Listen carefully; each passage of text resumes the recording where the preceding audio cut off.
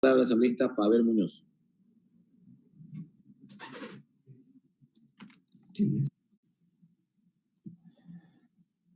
Presidente, por confirmar si se me escucha nada más. Sí, señor asambleísta, le escuchamos.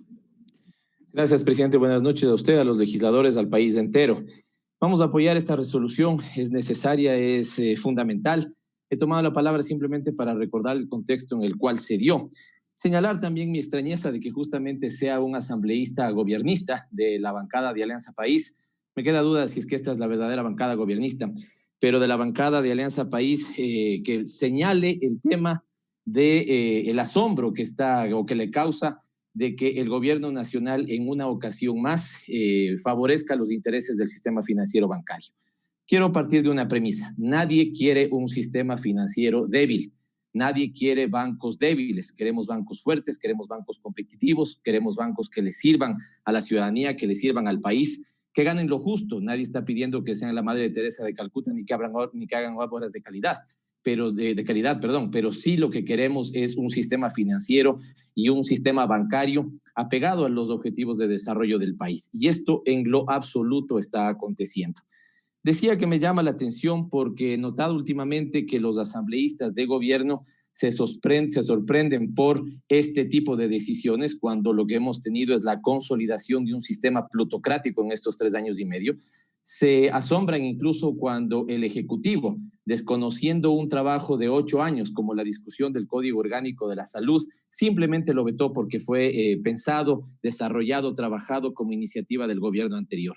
Qué barbaridad lo que está viviendo el país en este tiempo, y lo que pasa con el sistema financiero y bancario es parte también de eso. Esa famosa, si ustedes quieren, descorreización, ese odio político que hemos fomentado, que veamos que a los ecuatorianos nos ha estado saliendo el odio más caro de nuestra vida o de nuestras vidas o de la historia nacional. Pongo en contexto lo que quiero decir, presidente, sobre estos elementos. Primero, aquí esta asamblea y los asambleístas que están presentando esta iniciativa votaron a favor de la primera ley que se planteó con carácter de urgente en materia económica, donde se hacía una cosa, por ejemplo, fundamental en ese momento para los intereses de la banca y fatal, diría yo, para los intereses de los ecuatorianos y las ecuatorianas, y que se lo deja ver más ahora en pandemia. Se mató el dinero electrónico sobre pretexto de que pronto el sistema financiero bancario privado nos ofrecería un sustituto. Yo no sé si alguien ya lo tiene, yo no sé si hemos podido tener este reemplazo del dinero electrónico que fue matado como una iniciativa simplemente por lo que tenía y lo administraba el Banco Central para ser entregado, insisto, por el sistema financiero y bancario, y aún no tenemos ese sustituto. ¿Saben por qué no les interesaba que exista el dinero electrónico? Era falsedad este tema de que se podía hacer emisiones inorgánicas y este tipo de cosas. Eso estaba absolutamente prohibido en el marco legal. No les interesaba porque ese sistema competía con sus sistemas de transferencias monetarias, competía con sus sistemas de tarjetas de crédito o tarjetas de débito. ¿Por qué? Porque lo que pasa es que ellos tienen altos costos por servicios financieros y no les sonaba bonito que haya un competidor que ponga bajos costos por servicios financieros. En esa ocasión se había planteado que si iban a matar el dinero electrónico porque simplemente por razones ideológicas no les convencía que esté en manos del Banco Central, se le pedía a cambio una cosa al sistema financiero bancario, y era la reducción de las tasas de los servicios financieros bancarios. Yo no sé si todos conocerán esto, pero en ese momento hubo una resolución de la Junta Monetaria que estableció un proyecto de reducción.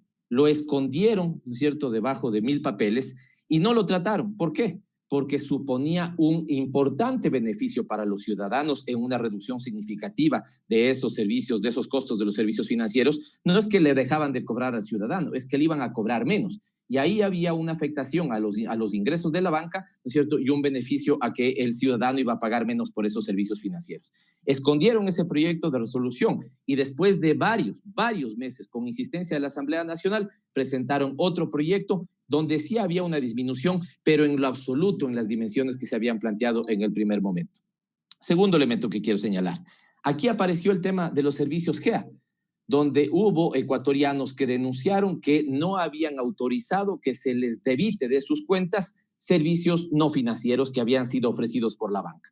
Es decir, los prestadores eran terceros, se los ofrecía en algún momento por el sistema financiero, no estaba del todo claro si el cliente aprobó o no aprobó, y se le pidió a usted, presidente, y a los miembros del CAL que llamaran a los responsables de este tema. Incluso en ese momento se hablaba del caso GEA y estaba el secretario particular del presidente y nunca se le convocó a esta mesa. Incluso aquí estoy viendo algunos asambleístas que fuimos en ese momento miembros de la Comisión de Régimen Económico Tributario de su regulación y control y elaboramos un informe donde le poníamos en conocimiento del Pleno cómo se había dado parte de este elemento. ¿Para qué? Para que sean las autoridades las que aclaren las hipótesis que se planteaban en ese informe. Ni la presidenta de la Asamblea anterior, ni usted, presidente, decidió nunca llevar ese tema al Pleno. Y así le han impedido al país que debata estos temas. Y hoy, por eso digo, alguien de la bancada de Alianza País presenta esta resolución con la que estamos de acuerdo, pero evidentemente extraña, ¿no es cierto?, que no lo hayan puesto en debate cuando teníamos casos como el tema de GEA y cobros indebidos. Un tercer elemento, el tema del spread bancario, presidente. ¿Qué es esto? La diferencia que gana la banca entre los depositantes que dejan su dinero en la banca y la banca les paga un porcentaje, una tasa de interés por eso, y lo que la banca presta cuando alguien le pide un crédito. Es decir, si yo deposito 100 y el asambleísta Henry Kronfle pide 200 de crédito, a mí me pagan el 2% por lo que deposité y al asambleísta Kronfle cobran, por ejemplo, el 4% por el crédito que pidió. Esa diferencia de 2 puntos es lo que se constituye el spread bancario. Hace pocas semanas, en una universidad de Guayaquil, se estableció y se publicó un informe donde decía que el spread bancario era de 8% en el país, más alto que el promedio de América Latina, más alto que el promedio mundial. Salió inmediatamente la Asociación de Bancos Privados a decir que eso era falsedad, que la diferencia y ese spread bancario, esa diferencia entre tasas activas y pasivas, ese margen de intermediación, era de 2%. Pedí información a la Superintendencia de Bancos que me entregó la información oficial y ese spread supera el 7%, efectivamente más alto que el promedio de América Latina y el promedio mundial. Y finalmente, presidente, porque hay más cosas que comentar sobre esto, ¿saben por qué está pasando esto? Por un elemento que la mayoría de ustedes votó en la famosa ley humanitaria. ¿Se acuerdan de ese famoso precepto libre acuerdo entre las partes? Libre acuerdo entre las partes ha significado que el empleador le vote al empleado sin reconocer sus derechos. Libre acuerdo entre las partes ha significado que sobre una refinanciación o refinanciamiento, la banca le cobre hasta tasas del 16% a quienes ya estaban endeudados. Por ese libre acuerdo de entre las partes y los que votaron a favor de la ley humanitaria le impidieron al país, y coincido plenamente con la asambleísta Cadena, le impidieron al país que en el proyecto de ley que yo había planteado, por ejemplo, por 4 meses planteaba yo en ese momento, todas las tasas de interés bajen a la mitad en época de pandemia, todas bajen a la mitad, pero no que los costos son muy caros, que este tipo de cosas, y les han ofrecido esta famosa mentira, ¿no es cierto?, que fue nuevamente poner recursos públicos para que a través del Banco del Pacífico se presten, ¿no es cierto?, a los actores privados, productivos y emprendedores, ¿no es cierto? ¿Cuál ha sido el desempeño de esos créditos? Me parece que fueron a la Comisión de Desarrollo Económico y los resultados son bastante magros. Por lo tanto, presidente, vamos a eso. Coincido y apoyo lo planteado por el asambleísta Cadena. Debían habernos ya presentado, porque eso también establece la ley humanitaria que muchos de ustedes votaron.